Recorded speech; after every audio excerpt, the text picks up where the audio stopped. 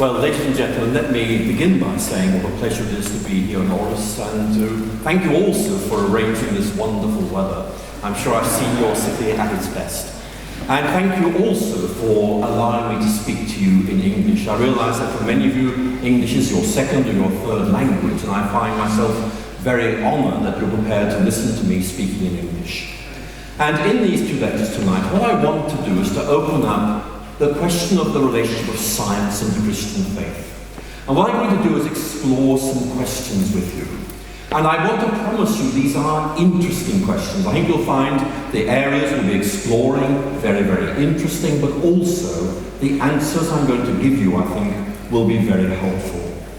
And one of the things about Christian apologetics is this. Christian apologetics is about recognizing that our culture is asking some good questions of Christianity. But it's also about recognizing that there are good answers that can be given. And in many ways, one of the things I want to encourage you to do tonight is to discover what those answers are. They'll be good for your faith, but they'll also be good for those who you're talking to, who are wondering what Christianity is all about, and are wondering what it has to say on some of the questions we'll be looking at tonight. And so in this first lecture, I'm going to compare Richard Dawkins and C.S. Lewis. Why did I choose those two? Well, first of all, everyone's heard of Richard Dawkins and everyone's heard of C.S. Lewis. And secondly, they really open up for us some very important questions. So I hope you'll find this first lecture interesting. Then in the second, I'll be moving on to look at ways in which we can think about the relationship of science and faith. But to begin with, I want to concentrate on Dawkins and Lewis. I want to emphasize that the whole issue of the relation of science and faith is a very big one. And in this first lecture tonight, I'm just going to look at 4 themes. Themes that I'm sure you've thought about already. First of all, how do reason and evidence come into faith? Secondly, this very big shift that we're seeing, but from modernity to post-modernity. Many of you here tonight will think in very postmodern ways, some of you in more modern ways. What I want to do is to explore with you how that shift affects our faith. And again, Richard Dawkins and C.S. Lewis open up this question very, very well. And then I want to focus on a question which I think is really significant. How science and religion engage the question of meaning in life. And many of you will know there's a very substantial psychological research literature which shows that one of the most fundamental features of human beings is that they look for meaning. Not just what is happening, but rather what is the meaning of this, above all for my own life. It's a very important thought, and I think that final section of this lecture will be really interesting. But let's just look more briefly at the 2 people I want to engage with tonight. Many of you know that Richard Dawkins, until his retirement, was Professor of the Public Understanding of Science at Oxford. And his important books include, of course, The Selfish Gene, which I remember reading when I was doing my research into molecular biophysics at Oxford back in the 70s. But more recently, of course, The God Delusion. And I want to talk about that book a little bit in this lecture. I think it raises some very good questions. I don't think the answers he gives are really all that persuasive, but nevertheless, we'll look at the questions raised and the answers that might be given. Lewis was finally Professor of Medieval and Renaissance English at Cambridge, although he spent most of his career at Oxford University. And he's interesting for many ways. His books include, for example, Mere Christianity and Surprised by Joy, but they have very different life trajectories. In other words, the way in which their lives worked out are very, very different. Dawkins, I think you know, was an evolutionary biologist who moved from Anglicanism to atheism, whereas C.S. Lewis specialized in classics and English, and indeed one of the reasons he is so easy and so enjoyable to read is that he has mastered the English language. But many of you will know that Lewis moved from atheism to what he called mere Christianity. For Lewis, mere Christianity means something like this: a basic Christianity, a sort of essentials of faith, not something like Lutheranism or Anglicanism, but rather just the basics of Christian faith, which for Lewis stood right at the heart of things. So let's begin to look at that first question I've opened up. Is faith reasonable? And I think it's a very important question to ask because, for example, Richard Dawkins in his book The God Delusion is arguing that faith is without any rational basis whatsoever. Scientists use evidence, but religious people just run away from evidence. They offer no reasons for their faith at all. Actually, Dawkins is very good at emphasizing that we need reasons for our beliefs. But so is C.S. Lewis. And in many ways, Lewis is a model figure in saying that there are good reasons for believing that Christianity is right, is trustworthy, and is exciting. And we'll be looking at some of those reasons in this lecture tonight. But I want to ask this question that seems to me to be important. Why is it that we accept some beliefs and not others? In other words, what leads us to say, this seems right, but this seems wrong? And for many of you, the answer is going to include that all-important word, evidence. And I want to agree with that, and I want to explore with you where that takes us. Let's begin by looking at Richard Dawkins on faith. And this is a very famous quote from a lecture he gave some years ago. He says, faith means blind trust. In the absence of evidence, even in the teeth of evidence. That phrase, in the teeth of evidence, means willfully ignoring what is there. So what Dawkins is saying, there is no evidence for God, and what evidence there is points in precisely the opposite direction. And at one point he gets, I think, a little bit overexcited and suggests that faith is a kind of mental illness. I'm very pleased to say he's backtracked on that recently, but certainly in his more excitable moments, that's the kind of thing that Dawkins was saying. So there are some very interesting questions to raise here. Is he right about faith? It's an important question for me because, as I'll be saying a little bit more in the second lecture, in my own case, I was an atheist as a young man. I was studying science. I knew I wanted to do science at university. And for me, it just seemed self-evident that science gobbled up the space once occupied by God. That you could not be a scientist and a religious believer. And so I'm afraid to say I became a very aggressive atheist. In fact, I should tell you this, that when I read Richard Dawkins, I get all nostalgic because it reminds me of what I used to be like myself when I was younger. Those days are long behind me, unfortunately, but I still remember them. But the key point here is that for me, moving from atheism to Christianity was not about hanging up my brains. It was not about committing intellectual suicide. It was about realizing that Christianity gave me a bigger and better vision of reality, that actually this was a way of seeing myself and seeing the world that made far more sense than my earlier atheism. And I would say that in moving from atheism to Christianity, I was actually moving from one faith to another faith. Now that may surprise you, but you think about it.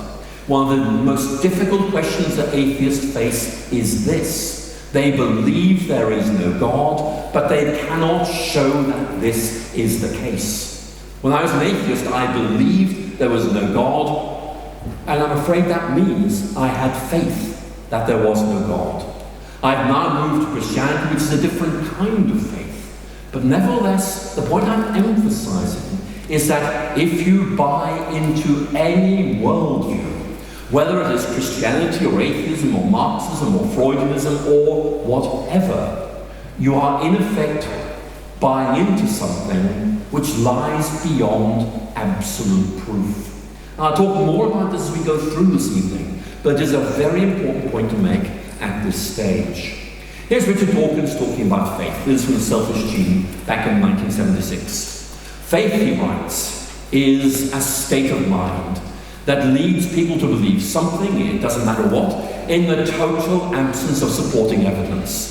If there were good supporting evidence, then faith would be superfluous, for the evidence would compel us to believe it anyway.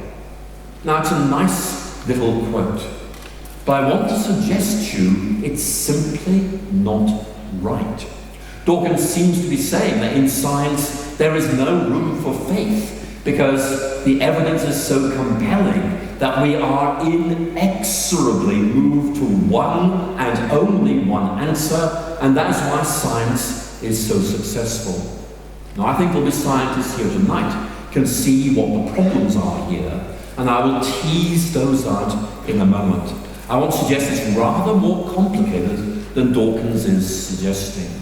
But I want to emphasize that although this is clearly wrong, for reasons I'm going to show you in a moment, it is very influential. It's very characteristic of this movement that we call the New Atheism, which in effect says you only accept those things which you can prove to be true.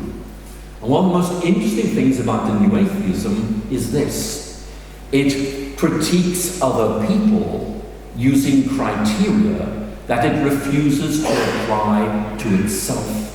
In other words, it makes demands of those who are not atheists, which it does not apply to itself. So, to give you one example, you guys out there, you faith people, you've got to prove your beliefs, but for atheism, well, it's just so obviously right we don't need to prove it. In other words, they seem to think they are exempt from their own criteria of proof. So we'll come back to that, but it is very important. And you could summarize this approach, I think, in terms of what you see is what you get. Look at this world. That's it. There is nothing more beyond it or behind it. Just enjoy what's there and stop pretending there is anything else. Reality is limited to what reason and science can prove. Influential, but is it right? I think one of the points I want to make is that there's a bit in that quotation which I think many of you will see immediately is important. If there were good supporting evidence, then faith would be superfluous, for the evidence would compel us to believe it anyway. Well, it's interesting, but it's not right. And let me just begin to tease out what the issue here is. And one of the issues is very simply this. Scientists looking at the world accumulate observations. And the question then is, what is the best explanation of what we observe? And there are always competing explanations. It might be this, it might be that. And in the end, you make a decision about which of these interpretations of the evidence you believe to be the best. But very often you know you cannot prove that this is right. It's a very modern idea that Dawkins is developing, and I think it really brings home the importance of a distinction that Dawkins doesn't make. Dawkins talks about faith in the total absence of supporting evidence. But I want to suggest to you that very often the position that scientists find themselves in is realizing they are facing the absence of totally supporting evidence, which is a different idea. Now, in case this is something that is puzzling, let me try and open this up.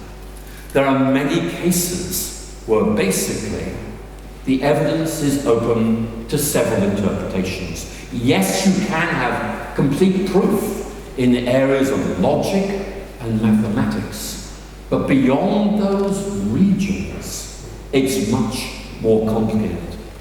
Supposing you and I had gathered here 100 years ago, and we were discussing this question: where did the universe come from?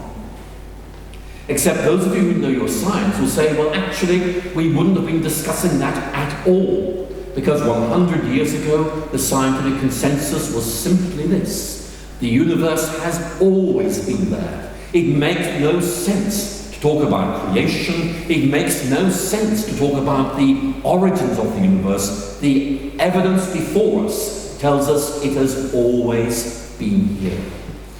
Now 100 years later, we are in a very different place. We talk about the Big Bang, we talk about the origins of the universe, because we now believe that is the best interpretation of the evidence. And of course, there's a strong resonance there with the Christian idea of creation. But here's the point I want to emphasize. Science is on a journey. And this means that what scientists think at this point may not be the same as what they think at this point, because more evidence has come along. In other words, science is provisional. It's in effect saying, this is the way we see things today, but in 20, 40, 100 years' time, we may see this in a very different way of looking at it. You see the point I'm trying to make? You cannot, in effect, freeze science and say, this, in the year 2016, is the absolutely definitive account of the way the universe is. All you can say is, in 2016, the consensus seems to be something like this, but in 10, 20, 30 years' time, we will have moved on. So it's a very important point to make, because it brings home, I think, that science is much more complex than Dawkins thinks. Or again, take a debate some of you will know about, this debate about whether there is just one universe, or whether there's what we call a multiverse, a bubble, or a raft of universes. The scientific evidence is ambivalent. And I have many scientist friends in Oxford who will say, well, we believe there is just one universe. And I have other friends who will say, well, we believe there are many universes. But they just all know that the scientific evidence is open to both those interpretations. And you have to make a judgment about which is the better explanation, and you know that you are going beyond the available evidence in saying this is right. You make a decision, but you always know it's a matter of faith, belief, not absolute proof. And you don't worry about that, because that's the way science is. So I want to emphasize that point as being really important. I'm giving you a quote here now from someone who's not a scientist. This is Terry Eagleton, who's a well-known English literary theory critic, who says, look, we hold many beliefs that have no unimpeachably rational justification, but are nonetheless reasonable to entertain. If I could just put that in simpler English, he's saying, look, we hold many beliefs that we can't absolutely prove to be right, but we're nevertheless entitled to believe them. There are good reasons for thinking this is to be right. And what I'm saying to you is that you can hold on to beliefs that you cannot absolutely prove. What you need is to say, I've got some good reasons for thinking this is right. And we'll come back to that presently. So what about C.S. Lewis? Well, Lewis is really interesting. Lewis began as, in effect, an atheist who, by reflection on the world, came to believe in God. He describes himself as an empirical theist who came to faith through induction. Now, in his early years, Lewis was quite an aggressive atheist. And one of the interesting things to look at is why. Why was Lewis an atheist? He gives two main reasons. Number one, this suffering I see in the world. How can there be a God if there is this suffering? And of course, as many of you will know, Lewis served in the British Army during the Great War of 1914 to 18 and was seriously wounded. And that reinforced his belief that there cannot be a God because of this suffering. He also took the view that science, in effect, pulled the rug out from under belief in God. That you could not take science seriously and be a religious believer. Now, Lewis, of course, thought about these things. And as Lewis thought about these things, a number of ideas began to bubble up. I'm going to tell you about one or two of them, which I think you'll find interesting. First of them was this. Lewis began to realize that the evidence for atheism was actually not all that good. It was simply one among many ways of understanding experience and observation. But it wasn't the most obvious. And here's the interesting point. In his writings during the 1920s, when Lewis was beginning his career as an Oxford Don, Lewis took the view, well, atheism is probably right, but it is not interesting. It is not something that gives me reasons to live and to hope. It does not give me a big picture of reality. And for Lewis, that was really important. And I put here that Lewis began to experience growing doubts about the existential adequacy of atheism. What I mean by that is that all of us need something that takes hold of us and says there is a bigger picture of reality and you are part of this. You matter because you are part of this bigger picture. And for Lewis, atheism simply didn't do that. And Lewis found himself in tension between his atheism, which said what you see is what you get, and something within which said there is more than this. There is something wonderful that I have not yet discovered, and yet that this something is intimating itself, disclosing itself in my life.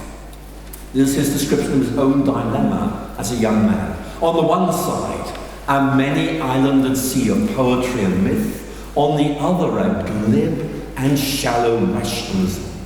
Nearly all that I loved, I believed to be imaginary. Nearly all that I believed to be real, I thought grim and meaningless. And you know, looking back on my own atheist days, that's a very good summary of what I felt as well. And Lewis just realized that this shallow rationalism wasn't good enough to sustain a meaningless life. And he took the view there had to be more than this. And what's really interesting is that Lewis develops this idea that there has to be a big picture which can be evaluated by its ability to fit in what he observed in the world around him and what he experienced within himself.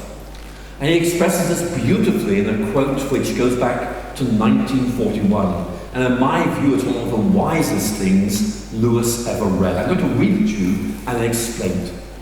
I believe in Christianity as I believe that the sun has risen, not only because I see it, but because by it I see everything else. So a lovely quote. It's this image of a sun rising. Imagine that, you're on a mountain peak, it's a dark night, and then dawn begins to arrive. And the sun begins to light up the landscape, it begins to burn off the mist, and you can see things more clearly than you otherwise could. Sure, there are shadowlands, but you're still able to see more clearly than would otherwise be the case. For Lewis, you judge a worldview, you judge a faith system by its ability to make sense of things. Not just the world around you, but what you experience in your deepest, inmost being.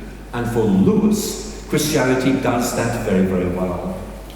So what Lewis is saying is that we want to talk about what evidence there is that might move us towards faith. And one of those is going to be this question: how much sense does the Christian faith make of what we observe and what we experience?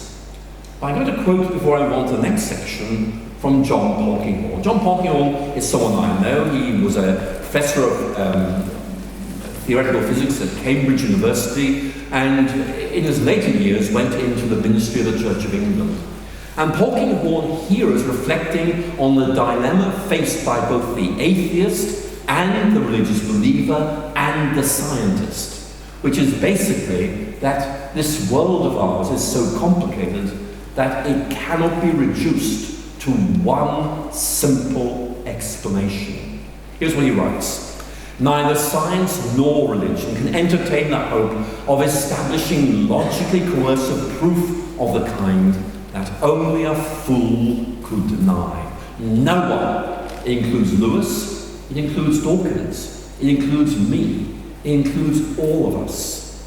Can avoid some degree of intellectual precariousness, riskiness. And there is a consequent need for a degree of cautious daring in the quest for truth. Now there's more I could say, but I want to lead on immediately to this major theme, philosophical shift. Some of you will know about this. If you do, bear with me as I explain it to everyone else.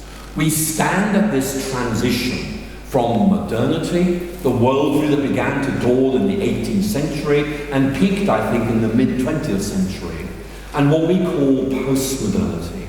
And in many ways, modernity is a way of thinking that you find in Descartes and Spinoza, which in effect is saying that you can provide proof for the core beliefs that you hold.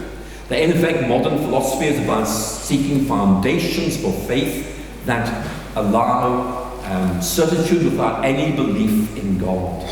And so you can talk about the necessary truths of reason or things like that. And that, I want to say to you, was hugely influential in its day. But we now think it's overextended itself. And there are lots of things that would have to be excluded on the basis of this if it was to be applied rigorously. Whereas postmodernity, which we find in writers like Heidegger and Wittgenstein and Gadamer, basically take the view that we have to recognize that we cannot prove the core beliefs that lie at the heart of our lives, whether these are secular or religious, whether they are theistic or atheistic. And so you find this whole shift away from the language of proof, that's fine for logic and mathematics, to the idea of trust, to the idea of beliefs that you believe are warranted or justified. You can give good reasons for them, but you cannot show that they are true. Now, it's a very important point. In effect, it is saying one of the most fundamental characteristics of the human situation is that we cannot prove the beliefs which are most important to us. And that's just the way things are. And it's a hard thing to grasp, but once you grasp it, you'll see immediately that in effect religion is no longer the exception to everyone else saying we can prove what we believe. Rather, religion is the classic example of the realization of the limits of the human situation, where we cannot prove, for example, that democracy is better than fascism. I think it's very important. It affects the way I live. But if you were to say to me, okay, it's important, can you prove that is right? I would have to say no. But I can give you some good reasons for thinking it's right. And that's just the situation in which we find ourselves. And that, I think, sets things in a different perspective. This is one of Oxford University's finest intellectual historians of the 20th century. Isaiah Berlin ran away from Latvia, found refuge in Great Britain, and became a philosopher and historian of ideas. And he argued that basically human beliefs fall into three categories. There they are. Those you can prove by reason or logic, those you can prove empirically, those you can't prove in either of these ways. And you think of what you can prove by reason or logic. Well, 2 and 2 make 4. I think that is unassailable. That's true. You can trust that. But let me just say to you, it doesn't give you a reason to get up in the morning. Those you can prove empirically. You can prove some things empirically. For example, the chemical formula of water is H2O, and that's nice to know. But again, it doesn't give you a reason to get up in the morning. And as we've just seen, the universe had an origin. The universe has always been there. There is just one universe. There are many universes. Many of these scientific beliefs are open to question. And then thirdly, Berlin says that those who can't prove in either of these ways, and here is the key point he makes. Every major political, moral, religious, anti-religious belief you can think of is in that third category. Now, once you see that point, that changes the whole framework of the debate. It's not, can I prove there is a God? It's rather, what reasons can I give for thinking there is a God? What difference does it make to my life? Going back to C.S. Lewis, this idea, does the God idea actually illuminate things and make sense of things? And in many ways, Lewis is inviting us to discover what those might be. So that brings very neatly to another question, which is the scope and limits of science. Dawkins' view is very simple and very elegant in many ways. Science and science alone tells us what is right. And many of you will know this view. He finds that scientific explanations will always win out, that in effect the progress of science always entails the retreat of faith, that science always proves its assertions, whereas religion just asserts them. But lying behind this is this core belief, which we sometimes call scientism, which is basically that science and science alone tells us what is true, what is meaningful, what is moral, what is everything. In other words, science is supreme. Everything else is just redundant. So I'm going to ask whether that's right, but let's just ask what Lewis thinks about this. Lewis makes a number of points. First of all, he argues, as I did a moment ago, that science is provisional. It's on the journey, it hasn't reached its end yet. And much more important, the process of induction simply doesn't deliver the certainty that many seem to crave. Induction is saying something like this. We observe this and this and this and this, and we ask, what's the best way of making sense of those? Induction is about standing back from observation and asking what big picture fits them best.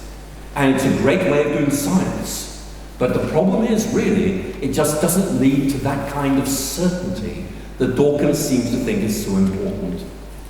And one of the points that Lewis reiterates again and again is that Christianity is able to provide an intellectual framework that makes sense of the scientific enterprise and its successors. And that's another point to bear in mind here. Here's a quote which I think is really helpful in this respect. This is from an English theologian that I can predict confidently you will never have heard of. But although he may be obscure and forgotten, he makes a very good point. The point he's making, and I'll read it to you in a moment, but the point he's making is this. Look, some people seem to think that talking about believing or proving the existence of God is about proving that there's a sort of extra asteroid orbiting the sun or something like that. It's an object in the universe. No, says Lewis. Lewis is very, very clear. God is not an extra object in the universe. It's about what lies at the heart of our lives, the heart of this universe, and that's something quite different. But William Inge makes the point like this. Rationalism tries to find a place for God in its picture of the world. But God can't be fitted into a diagram. He is rather the canvas on which the world is painted, or the frame in which it's set. Again, we've talked about these shifts in cosmology. I think they are really quite important. This is a local hero, I think, who in his book, Worlds in the Making, just says, look, science today, i.e. 1906, is saying the universe has always been here, there have been a few shifts, but that's it. Whereas today, of course, we believe something radically different, which is, of course, that the universe is expanding precisely because it began. So we have to raise these fundamentally different questions like, what is the universe expanding into? Or if the universe began, then is there a point before the beginning of the universe which is timeless? Because time actually is part of the created order. So there are really some very interesting questions there. So we can look at a very interesting point just to make this. Some of you won't know this, but those of you who've been brought up on the idea that religion impedes scientific progress might like to note that actually there have been points where atheism has inhibited scientific progress, and certainly Fred Hoyle, a well-known British cosmologist, in effect rejected the idea of the Big Bang because he said it sounded too religious. In other words, it seemed to support the idea of creation. Or interestingly, Steven Weinberg, who many of you will have read, famously said in a lecture of 1967, the steady state theory, i.e. Hoyle's theory, is philosophically the most attractive theory because it least resembles the account given in Genesis. But he then added, and this I think is interesting, it's a pity that the steady state theory is contradicted by experiment. So lots of food for thought there. But let's just look at something interesting. This is something very, very British. The 1948 debate about God on BBC Radio 3, which pitted atheist Bertrand Russell against the Christian Frederick Copleston on the question of God. And it was a big question. It was, for example, do we need God to sustain morality? And one question was, do we need God to explain the universe? And actually, Copleston won most of this debate, but he lost the debate on whether we need God to explain the universe. The universe has always been here, no need for explanation, no need for God. That seemed to be the way things were back in 1948. Except 50 years later, in 1998, William Lane Craig, a Christian apologist, debated the then atheist Anthony Flew on all these questions. And this time, on the question of do we need God to explain the universe, William Lane Craig won. And the reason he won was very simply this. He said, look, the present cosmological discussion invites us to say either the universe was brought into being by someone or something, or else it happened by a means that we can never understand on the basis of our current empirical procedures. And in effect, Anthony Flew was unable to answer that question. And Flew, as you probably know, gave up on his atheism as a result. Now, he didn't become a Christian, he kind of migrated towards a sort of form of deism, but it is a very interesting point to make. Let me move on now to, if I may, the final point, because I'm running out of time, which is what is the point of life? As I said earlier, this is a big question for most people. And the reason it's big is that it's important. There's something about us as human beings that makes us ask questions about meaning. What sort of questions am I talking about? Well, let me see if these resonate with you. Here are 3 questions about meaning. And you can just ask yourself, how do these work out for you? Number 1. Why am I here? Number 2, what is the point of life? Number 3, do I really matter? Now, I think all of you have reflected on those. These are deep, big questions. And in many ways, the questions that Lewis and Dawkins are debating here is whether science is able to answer those questions.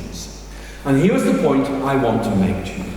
Science is very, very good at dealing with empirical questions. In other words, things about what is there in the world and how might we explain those. It's very good at asking how questions.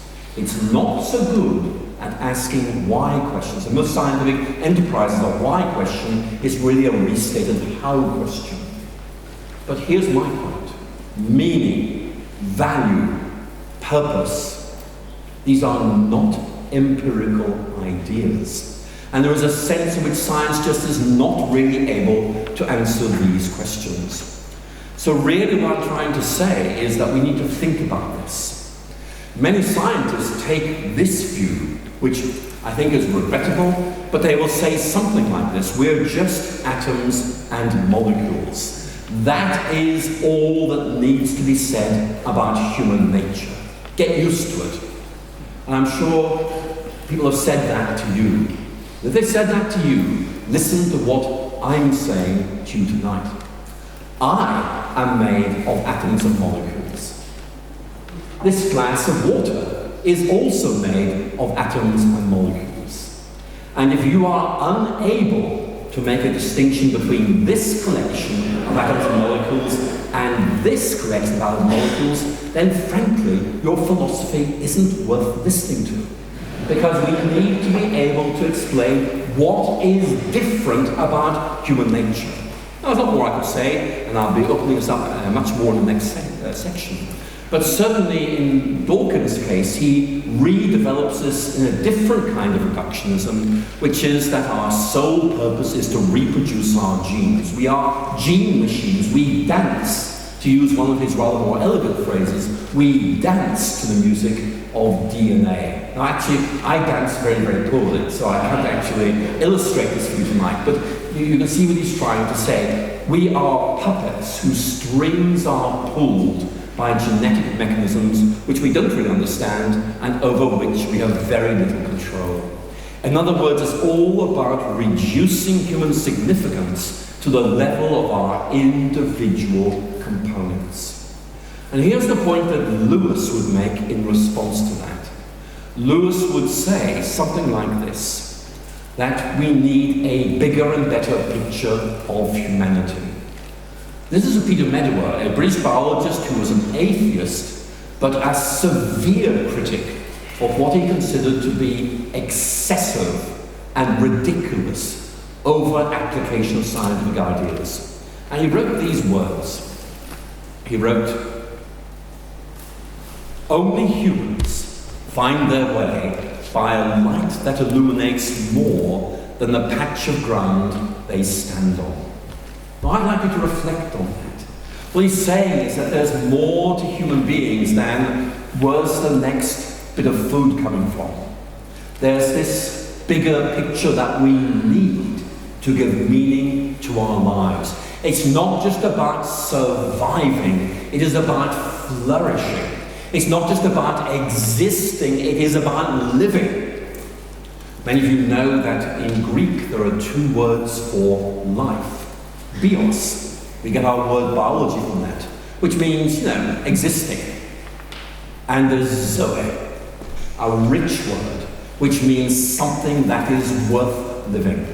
And in many ways, what Medawar is saying is we have to say that human beings need to do more than just exist. They need to have something that makes them flourish. Now, Dawkins just says, look, there is no meaning, get used to it. This is a very famous quote. The universe we observe has precisely the properties we expect.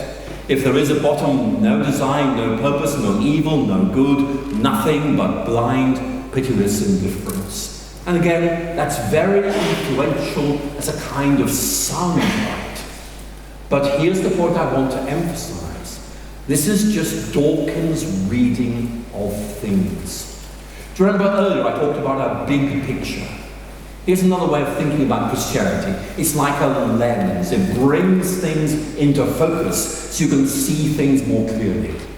What if Dawkins is looking at reality through a lens that's out of focus and doesn't see what is there? That's his way of seeing things, fine.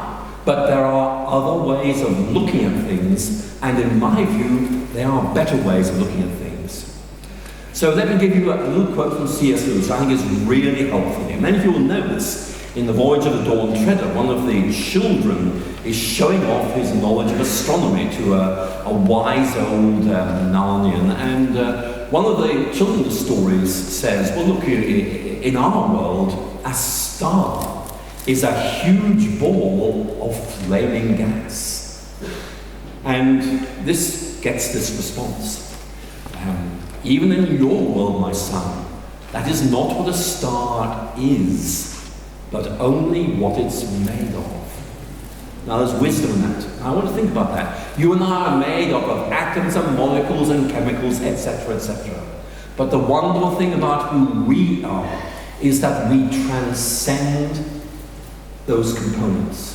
What is distinct about us is not what we're made of, but what those become.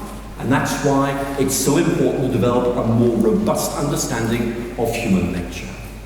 Now, there's much more I could say, but I think really I need to bring this lecture to an end. I'm going to end with a quote from Peter Medler. Again, I mentioned him, a rationalist, but with a very deep sense of the limits of science and the human need for something bigger. He writes in his book called The Limits of Science, very interesting book. We need to acknowledge that there are questions that science cannot answer, and that no conceivable advance of science would empower it to answer. And these are questions like the meaning of life. What is good? Do I really matter? Because you and I are human beings, these questions matter. What I want to say to you is this dialogue, this very brief dialogue I was going to give you, intellect between Richard Dawkins and C.S. Lewis, I think in many ways opens up these questions. Dawkins seems to think that science is able to answer all our deepest questions. Lewis says, no. Science, to use that image of the big picture, can fill in part of that picture, but it leaves unfilled vast expanses of that big picture.